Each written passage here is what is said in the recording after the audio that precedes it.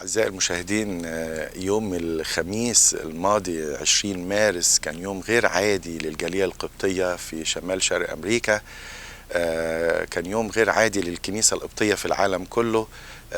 سيدنا المحبوب نيافة الحبر الجليل الانبا سوريال اسقف ملبورن حصل على رسالة الدكتوراه من جامعة فوردهام في نيويورك أمام جمع غفير من الإكليروس وبحضور مندوبين من قداسة البابا تودروس الثاني، اللي أرسل خصيصا نيافة الحبر الجليل الانبا ابيفانيوس اسقف دير ابو مقار ونيافة الانبا مقار اسقف الشرقية، وبحضور كمان سيدنا الانبا ديفيد اسقف نيويورك ونيو انجلاند. كان يوم مبهج، علشان كده ما كانش ممكن هذه المناسبة التاريخية للكنيسة القبطية تعدي من غير ما يكون لنا هذا اللقاء من المقر البابوي مع سيدنا المحبوب نيافة الانبا سوريال. سيدنا نرحب بنيافتك ومبروك من قلبنا. احنا شعرنا بفرحة غامرة نيافتك حطيتها في قلوبنا، وعاوزين نخش في رحلة مع نيافتك على قد ما الوقت يسمح تقول لنا كواليس هذه الرسالة الهامة في تاريخ الكنيسة. متشكر خالص يا ابونا. سيدنا، ليه حبيب جرجس؟ ده السؤال. او ليه القديس حبيب جرجس؟ بدايته مع نيافتك كانت ايه؟ At the beginning I didn't start with Archdeacon Habib Gerges, but when I came to think about what research I would do, in the masters I had done a research paper on Christian education in the Church of Alexandria in the first 5 centuries. So I thought maybe it would be a good idea to continue this and to expand it to 2,000 years of religious education in the Coptic Church. But my mentor at the time, Professor John Elias at Fordham University, said to me that this is a lifetime's work, and you cannot do this in one research. Huge research. So then we started to zoom in. He asked me to try to zoom in on a particular period or a particular person. And then I thought about Pope Cyril IV, the father of reform, since he was an important figure in the modern history of our church. And he told me to go and find some information about him or what he had written. But I could not find much. I think I found 2 letters. And of course you cannot do a doctoral dissertation on such little information. So continued talking, and then the idea of Archdeacon Habib Gerges had come up. And I did not know much about him at that stage, but I had heard several times His Holiness Pope Shenouda III of blessed memory speak about him very highly, and how he would, every time that he would go to meet with him, he would make sure that he had paper and pen so that he would write down anything that Archdeacon Habib Gerges would say. He was one of his disciples. He studied at the Theological College with him. And so my professor said, well, go and do some more research and see what you can find. And definitely I went and discovered that he had written about 30 books. He was the editor-in-chief of a very fine religious and theological journal called El Karma, or The Vine. He had published many curricula for Sunday school, an important book about the importance of preaching. He was also a reformer. He wrote an important book on reform near the end of his life, many dogmatic books, the Orthodox Rock, the 7 Sacraments, and so on. So I found there is a wealth of material there. If we have a chance later, then we should talk about also my discovery at the archives. So we should discuss it now. Or what year he lived? What is the period he? Yeah, he was born in 1876, and he passed away in 21 August 1951. So he saw Pope Kyrillos V? Yes, this was the main patriarch that he worked with, and he was very close with him, but also with Pope Ioannis, and Pope Macarius and Pope Euseb. Oh. Yes, but Perfect. the main patriarch he worked with was Pope Carlos, and he was the longest reigning patriarch in our church for 53 years. Yes. Your Grace, let us go a little bit before that about your journey in studying. So what did you study before having this doctorate? When His Holiness Pope Shenouda III sent me to Hawaii as a parish priest in the beginning of 1996, I was staying with the Catholic Marianist brothers, and next door was the university, Catholic university called Chaminade University. So I had the opportunity there to study some theological courses and scripture courses. So this was very useful. And I was going to go on to do a master's degree, but then His Holiness called me back to Cairo to be ordained as a general bishop, and then I came here to New York, New Jersey area, and I began to study at St. Vladimir's Orthodox Theological Seminary, and I was doing a Master of Arts, and I did about a year and a half of that, and then I was called to go to Melbourne, Australia, so I didn't complete that work, but I did a lot of very useful courses there as well. When I went to Melbourne, one of the first things I said to myself, I want to finish my master's degree, so I went to the Australian Catholic University and completed a master's in religious education. Generally, not in a specific Christian education, but religious education. So religious education. Courses in curriculum, courses about strategies in teaching, religion, things like this. And then in 2005, here I began the PhD in religious education at Fordham University. And what is the exact title of your studying, Sayyidina? The doctoral dissertation is titled Habib Gerges, Coptic Orthodox Educator and a Light in the Darkness. A Light in the Darkness. Yes. Mm-hmm. And so you spent, Your Grace, about 9 years in this studying. I did, but of course not all of that time. I was working on the dissertation with all of the busy work in my diocese, so it was on and off, but once I got a letter from the university last year saying that your final deadline is 11th of April, Wow. 2014, I said, that's it, I'm not going to waste all of this time for nothing, and I decided to finish. And the final production, Your Grace, how many papers now we have in this research? The total number of pages is 890. Yes. So all of them, or some of them like a catalog? Well, the dissertation research itself is about 300 pages. Mm-hmm. And then you have a major catalog, and it's important to know what this catalog is about, because one scholar had told me that you may find some information in the patriarchal archives under the cathedral. And so I went to research there to find, and the fellow who was responsible for the archives, I asked him if you have any like a catalog that I can know what is available in the archives. He showed me a few pages, was nothing really there. And then when I went down into the archives, I discovered the minutes of the Lay Community Council, and Habib Gerges was a member of the Lay Community Council 3 times. So I said maybe there is some decisions or decrees made by the Lay Community Council concerning schools or Sunday school or the Theological College that would be suitable to my study. So I thought I would come the next day to photocopy them. But I had some difficulties trying to get access to the archives, but I'm very grateful that His Holiness Pope Shenouda III gave me full access to the archives. And just by mere chance, no one knew what is down there, but that fellow who was responsible pointed to a section and said, this section is about schools. Wow. And I felt like Howard Carter when he discovered the tomb of Tutankhamun.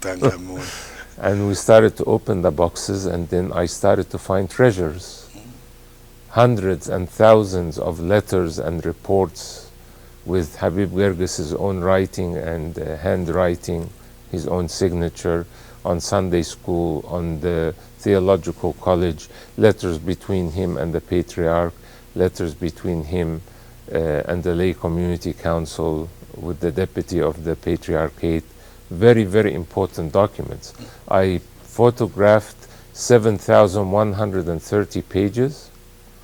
I left the minutes of the Lay Community Council aside for now, but I have now cataloged in this dissertation 4,776 pages of archival documents that have not been catalogued before. So this is job for the future, and for I think more every researcher can get benefit of that. Definitely.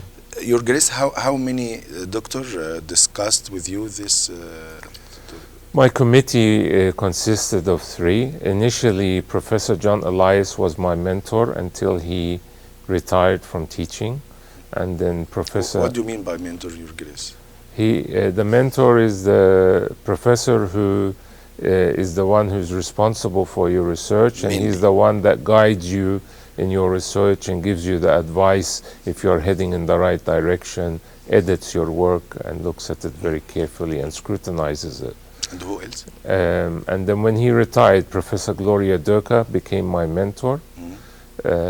And then Deacon Severus, or Dr. Magid Mikhail, who is from Fullerton University in California. He's Copt and a historian, a very excellent scholar. He was with me day by day, exchanging emails and looking over my work. So I consider all 3 of them really were my mentors, and all 3 of them gave me great insight and helped me immensely in this work. It was a festival, Your Grace. 3 bishops, more than 25 priests, and about 150 persons from the Copts. So it was a joy day, and everyone enjoyed seeing one of us. And let me tell you, Your Grace, that after you finished, we said to one another that we got it, as if we got this research. So it's not only yours, Your Grace, but it is ours after your permission. I feel, that this has its importance for the whole Coptic community. I feel that it's something that, the whole Coptic community can rejoice in. I don't consider it as something personal that I have done, but I think it was very important that this research was done, and that this man who struggled so much in his life and went through so much tribulations, it was high time that a proper academic study was done on this visionary Archdeacon Habib Gerges. Now you have got close to this great person, and I believe after long life on earth, when you will see him in heaven, you will recognize him from the first moment, right, Your Grace? Because tell me, how much are you close now to him, Your Grace? I think as I was reading and studying and researching, sometimes I felt like I was living with him day by day. The amount of work he did, I sometimes wonder when he used to sleep.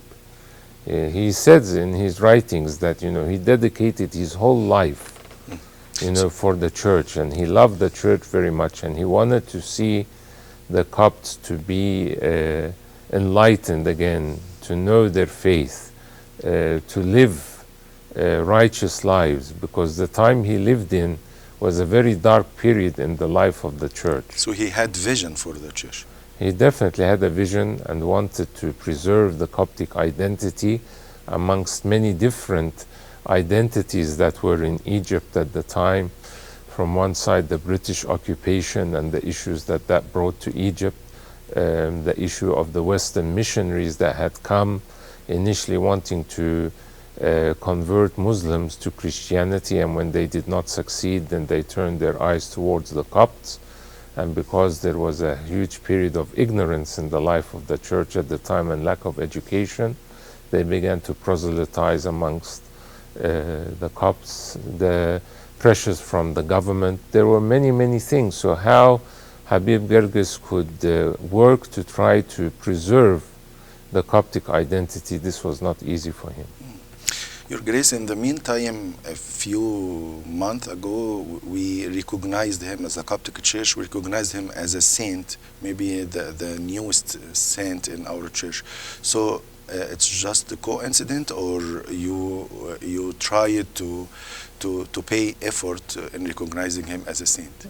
Definitely, when the discussion was opened in the Holy Assembly, in the subcommittee meetings of the Holy Synod, and I was in attendance with some of them, that I had the opportunity to speak and say that it is very important that the Church recognize such a person in our modern history as a modern saint, and he really does deserve it, because he was a very humble person. He did not hold grudges against anyone, even those that attacked him. And he was a visionary, a writer, a poet, a reformer. He did so much for the church, and I believe if it was not for someone like Habib Gerges, perhaps none of us would be here today. That he did so much to bring back the light of education into the life of the church. Otherwise, we may have been swallowed up by the Western missionaries. So he was not only a scholar, but he was a humble person, was meekness, was pious. Yes, and very forgiving. When people attacked him, there's a story of two preachers of his students, and one of them began to write articles in the newspaper attacking Archdeacon Habib Gerges falsely. And then the two were going together to preach everywhere. The second person went to ask for a raise in his salary. And then Archdeacon Habib Gerges said, it is not fair that we give a raise to one and not the other. And both of them should get the same raise. And that's what he did. And when the other one who was attacking him heard this, he came weeping and crying and very ashamed of himself and asking for the forgiveness of Habib Gerges. This shows you the type of high spiritual caliber that Habib Gerges lived. Your Grace, how did he manage to keep what we call the foundation of the faith? In the meantime, he was there enough to, or he was bold enough to get benefit of the modern method back then. He always believed that education was the most important thing for the community after bread. So he used the theological college as the heart that pumped education all throughout the church. And he was not ashamed to benefit from anything that could be useful to promote this education within the church. But at the same time, he was very careful that it would have a proper Orthodox foundation. Mm-hmm. So whatever he borrowed from the West or Western educational ideas, he made sure that all of this was baptized Orthodox, so to speak, so that he would preserve the identity of the Copts and at the same time to keep the Orthodox faith that was handed down through many generations. And he would always speak. He gave a very important lecture at the beginning of his life called Christian Religion, mm-hmm. In the great Coptic school. And the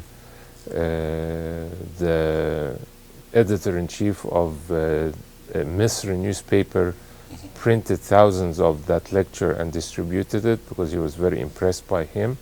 And he would say to the people, you know, what happened to this glorious history that we had in the early church, and spoke about the church fathers and, you know, those that shed their blood for the sake of the faith. And, you know, we need to rise up again and, you know, begin returning this glory again in our Grace, church. do you find any connection between him and Taha Hussein? Because I believe that both of them, they cared for education, and both of them, they appreciated the Coptic church. You know, Taha Hussein said that the Coptic church is an old glory in Egypt. So And Tahsin, he said that education is before even air and bread. Yeah.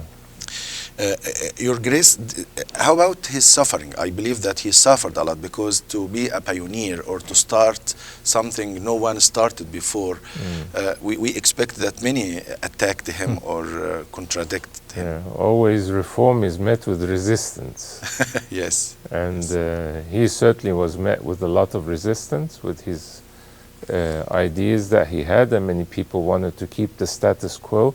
Even when he began to want to preach in 1897, when he was still in his early 20s, many churches refused him and would not allow him to preach in their churches. They were afraid of these newly enlightened people that were educated, that they felt threatened, or they felt their jobs would be threatened, or they would lose their positions in their churches, or people would not recognize them or begin to follow after these people that were educated. So he struggled in this way, but he met with many struggles financially. He used to spend from his own money to publish the Vine journal, and many years he was not able to continue because he didn't have enough funds.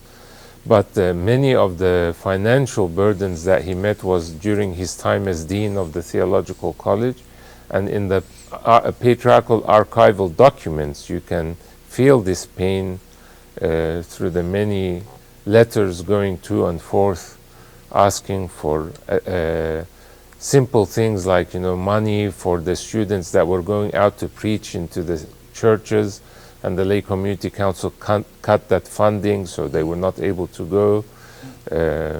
The dilapidated state of the Theological College building, and they would not support him to give him enough funds to be able to renovate it and to expand. He wanted to see the Theological College to reach international standards. But you see, at the end of his life, he feels so bitter that he was not able to achieve all that he dreamed of, but hoped that future generations would continue his legacy and his vision.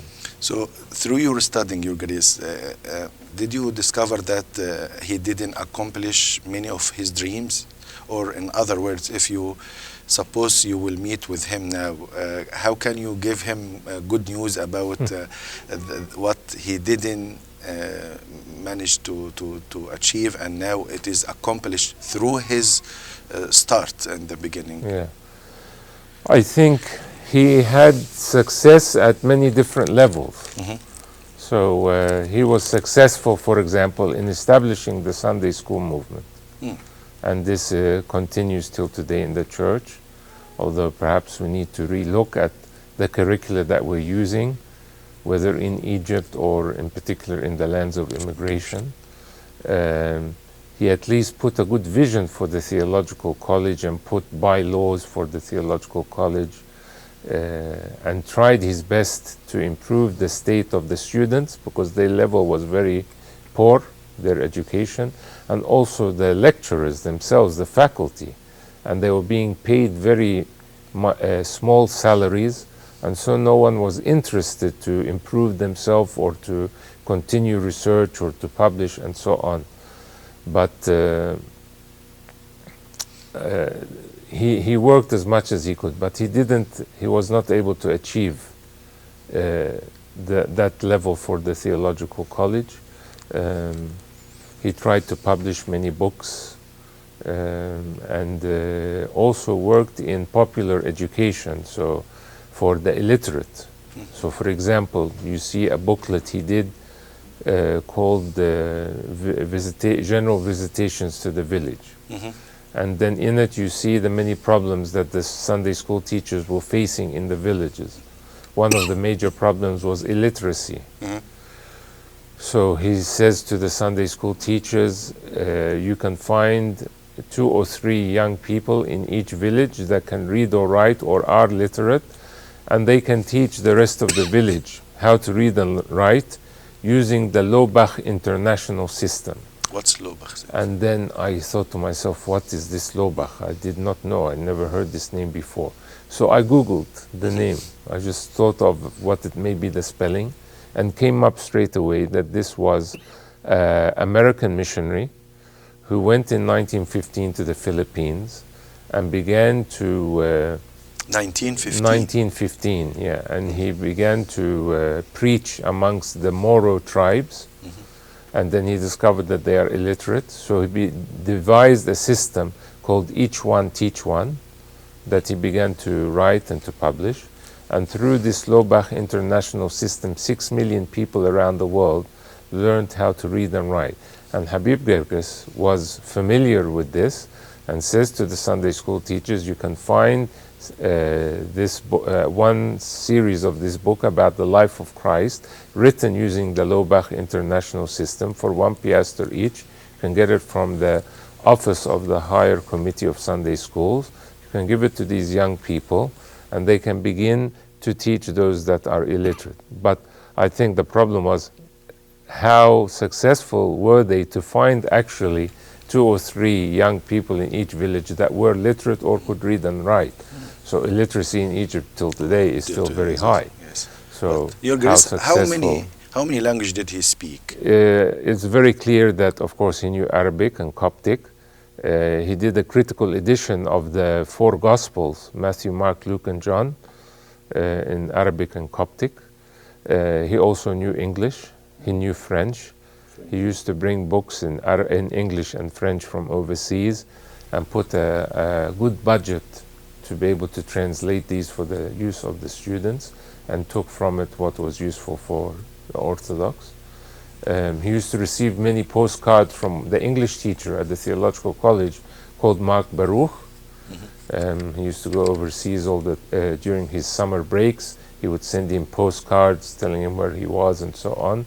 So I'm sure that communication, he would ask him to bring books and things like this. Did he travel abroad, Sayyidina? He went to Sudan and Ethiopia. Only, Yeah. not to Europe? No. How can we get benefit in our daily life now from him? So I remember that His Holiness Pope Shenouda, every time, as you said, Your Grace, every time he mentioned his name, his eyes were filled with tears, as if there is emotional relationship between His Holiness Pope Shenouda and Habib Gerges. And maybe he considered himself as a fruit of his labor. I certainly have that emotional connection with Saint Archdeacon Habib Gerges now, and I feel very, very, very close with him. And I feel inspired every time I speak about this man. And one of the important legacies that he left for the church was to say that no priest should be ordained without completing a theological degree. And I don't think the church has achieved this till now. And I think it's something crucial. And he would always say, how can someone become a physician if they don't have a degree in medicine, or someone becomes an engineer without an engineering degree, without studying, and so on. So it says, what about this most important thing of dealing with people's souls? How can we have clergy that are not educated, and how are they going to, serve their communities? And in particular, especially of course in Egypt, but also here in the lands of immigration, where people are so highly educated, and our young people are so highly educated. If our priests are not at that level, how are they going to communicate with our young people? So, this vision needs to be implemented, and I think His Holiness Pope Tawadros II and the Holy Synod is starting to look at all of these things very seriously. So we need to reclaim the important legacy of reform that Archdeacon Habib Gerges left for the church. We need to study it in more depth. Your Grace, you give me the idea that His Grace Bishop Soriel, before the studying, is different now. So this studying has added to your personality, to your method in pastoral Definitely. care. He was also an excellent administrator. I call him in the research, the administrator par excellence. The system that he put in administrating Sunday school, in administrating the theological college, we don't even have this now. So we have a lot to learn from So him. he was a scholar, he was a leader, he was a true Christian, and administrator, he was a poet, he had a he was a vision. visionary, he was a reformer. and always reformers are met with resistance. Your Grace, did you hear the poem His Holiness Pope Shenouda wrote about his departure? How Yes, he was a very beautiful poem. it affected His Holiness a lot. Even he Yes. didn't write anything about his mom or his family, but he wrote Yeah. a glorious He poem. did. He did. Can you explain to us, Your Grace, the picture? Because I know this picture is Yes. is from you, and you Yeah. designed the picture, Yeah. if we can say. This icon is the first icon to be written for the new Saint Archdeacon Habib Gerges. This is his formal name now, Saint Habib Gerges the Archdeacon. The Archdeacon. Yeah. And so you see him there in the middle, dressed in his liturgical vestments. with a hat. Yes. It's not familiar to us to Yeah. have. This but is as the an liturgical vestments of the Archdeacon. archdeacon, not a deacon, because not on every deacon is allowed to wear a hat. Yeah. And then you see him holding the Bible, and he has a verse from Isaiah 27 that he used to write on the front cover of every issue of El Karma, or the Vine Journal. So he loved So, this verse. Yes, so I put that there in the icon. It was a motto to him. Yeah, and then there's two other scenes from his life. The one on the left, you have was the second lecture he gave in Harat al-Sa'ayin Church, and Pope Cyril V was in attendance, and Pope Cyril stood for 1 hour, blessing him and blessing the congregation, so happy and joyful that preaching had returned back into the life of the church, and that he felt that, a new era is coming through this archdeacon. Yeah, and that teaching and preaching will begin again, and that people will begin to come to church and be educated in their faith. On the right side, you see him teaching at the Theological College, and you see on his desk some of his writing utensils, his books, the fez that he used to wear, and that was worn at that time. And on the blackboard, it says that education is the first need for the community after bread. So depicts some important scenes from his life.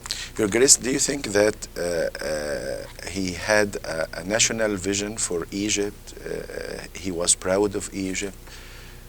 What did he do to implement this? He was a strong nationalist, and he loved Egypt very much. In fact, in the Theological College, there was a course for nationalist education that was taught to the students, so they can understand their important role within the wider Egyptian community, and also in the Sunday school curriculum. There would be lessons also about this and the importance of showing the students from a very young age the love of their nation and so on. So this was very clear in the work of Archdeacon Habib Gerges. Your Grace, we know that you have a great seminary in Melbourne. Can you tell us about this institution? Because maybe some of us, we don't know about it. Yeah, we have in Melbourne St. Athanasius Coptic Orthodox Theological College. Founded. And we purchased a building in 2000. It was less than 1 year after I arrived to Melbourne. And His Holiness Pope Shenouda III of blessed memory blessed this project, that it would be a theological college. And we started the first courses in 2001. And in fact, the Federal Minister of Education came himself to attend the opening. His Eminence Metropolitan Bishoy, His Eminence Aghan Baluzian of the Armenian Church of Blessed Memory was in attendance. And we began to teach some courses there. There was a great acceptance from the community. And it continued to develop. Sometimes it was weak and it was not very strong. But we continued to persevere because I believed in this vision that it is very important to have a strong theological college in my diocese.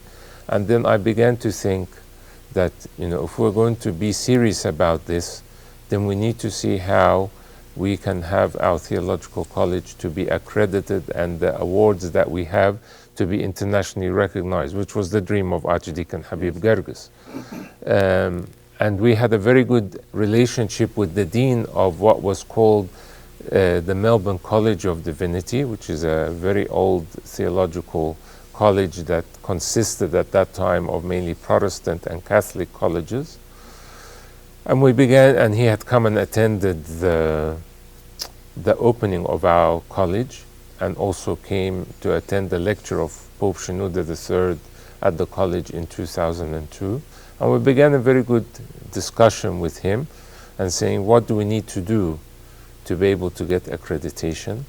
Of course, it's a very difficult and very long process. Maybe you are there is no other seminary all over the world. There is no other Coptic theological seminary that is accredited in the world. We are the only one so far. But we hope that more will be in the future.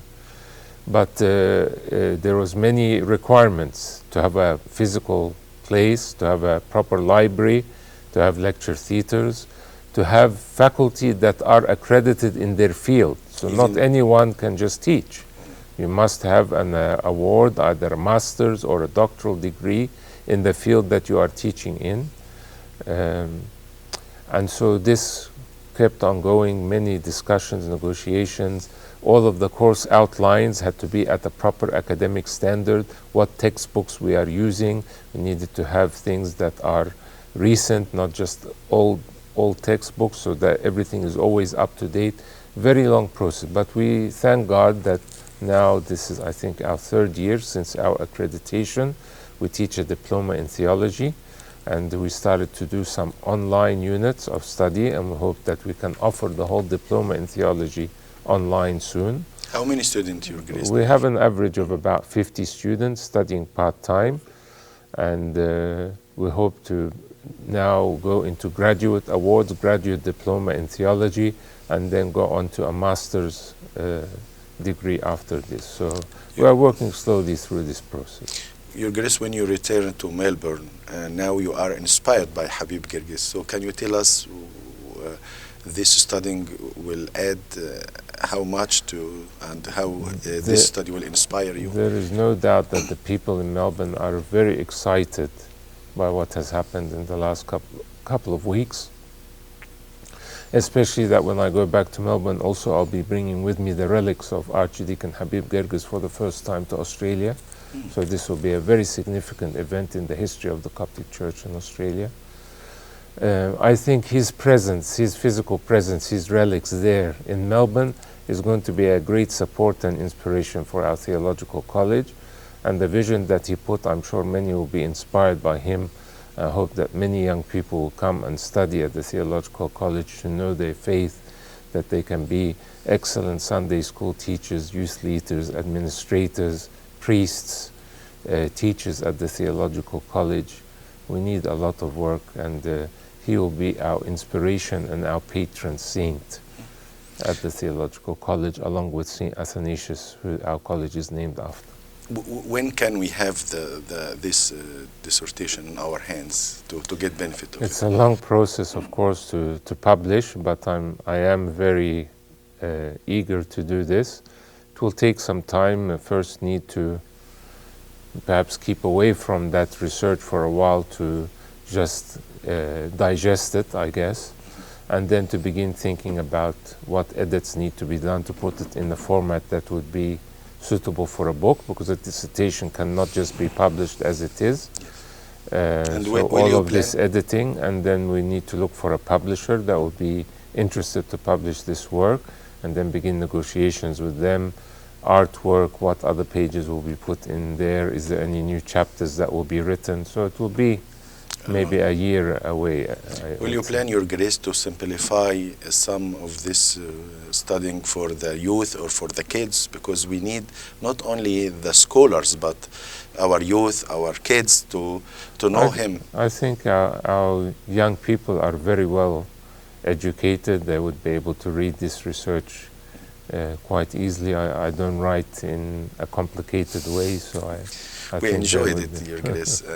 At the end, sincerely, we offer our gratulation to you, Your Grace. You you did great, and I believe that you will inspire many of the youth who were attending the discussion, that they will go in your steps and they will try to imitate you. Maybe you will look for many saints. Our church is so rich with many saints. We need many people like your grace to keep them or to bring them to our daily life. I think, the modern Coptic period is an emerging field of research, and there's a lot of work that needs to be done in this field, and this is just a beginning, and I hope that many others will build upon it. Thank you so much. My brothers and sisters, at the end we thank His Grace Bishop Soriel. This is the night of his travel back to Melbourne, so we wish him a safe trip and to return to his diocese with the victory he has achieved. We pray that may the angel of safety will be with him. Thank you, Your Grace, and thank you everyone.